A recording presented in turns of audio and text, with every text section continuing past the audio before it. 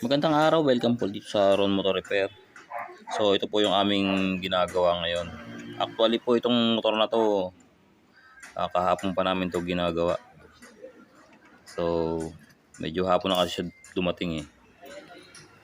Ang ginawa dito ball race, tapos itong CVT cleaning sana. Ang problema kasi doon sa CVT niya, hindi natin matanggal yung kanyang drive phase. Stack up siya. So hindi natin siya natapos linisan kasi nga gabi na. Stack up siya, hindi namin siya kayang tanggalin. So yun, kaya may nakikita kayong WD-40 dito sa may kanyang apakan. So may paggagamitan po talaga niyan. So tayo natin mabuksan tong panggilid niya para makita nyo po.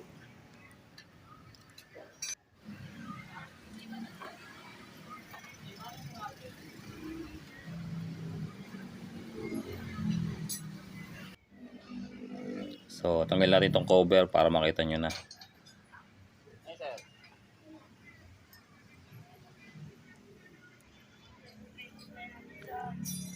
So ayan na yun. Bali kahapon nabuksan na namin to. Yun nga, hindi natapos. Kasi mukhang gagabihin dahil stack up.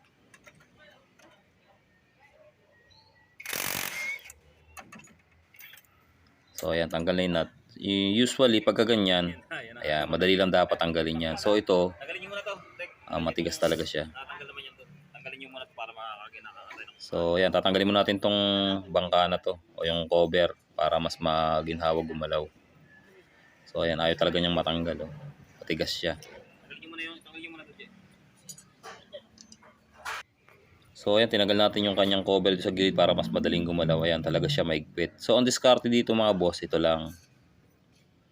So ito yung purpose ng video natin para ituro sa inyo yung diskarte pagka mayroong mga ganito. WD-40, kung wala kayo kahit brake fluid, pwede na dito. So ayan, isprayhan nyo lang siya. Pero ano yan, medyo nakatagilid po yung motor. Nagkatagilid niya sa kabila. Tapos ito ang importante dyan, pupukpukan nyo siya. Paikot lang. Yung pukpuk lang na tamang-tama lang, hindi naman pumalakas. Hindi rin naman masyadong mahina. Para ma-vibrate lang natin yung parts na yan. Tapos spray ulit. Tapos pukpuk ulit. Paulit-ulit lang po. Kasi ano yan eh, yung mga ganitong ano kasi guys nag-stack up. May kalawang.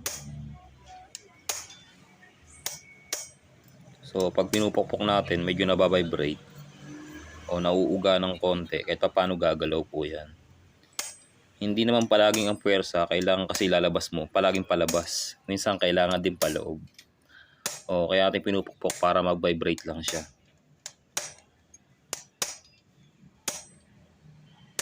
So yan lang gagawin natin dyan. Di natin kailangan ng special tools dito mga boss. Yan lang. Tiyagaan lang yan. So tanggalin mo natin yung kanyang bendex. Baka mahulog.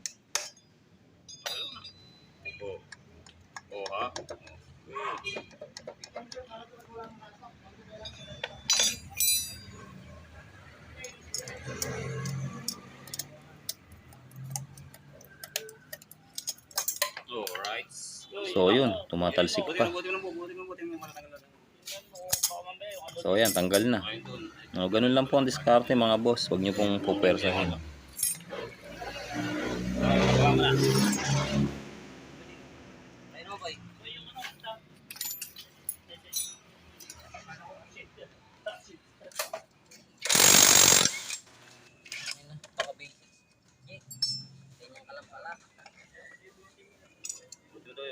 Basta mo na rin, no? Para temple na lang, no? Sige, ako na bahala rin, na kayo. So ayan, tanggal na lahat yung kanyang panggilid. So ito ngayon, pwede na siyang linisan. So bali ito pala, galing na rin sa ibang shop to, napalinisan na rin to dati. So maaaring kulang lang to ng grasa dun sa niya, kaya kinalawang, kaya nag-stack up. Pero yan, ganyan lang po gagawin nyo kung sakasakaling may ma-encounter kayong ganito. WD-40 lang kung wala brake fluid.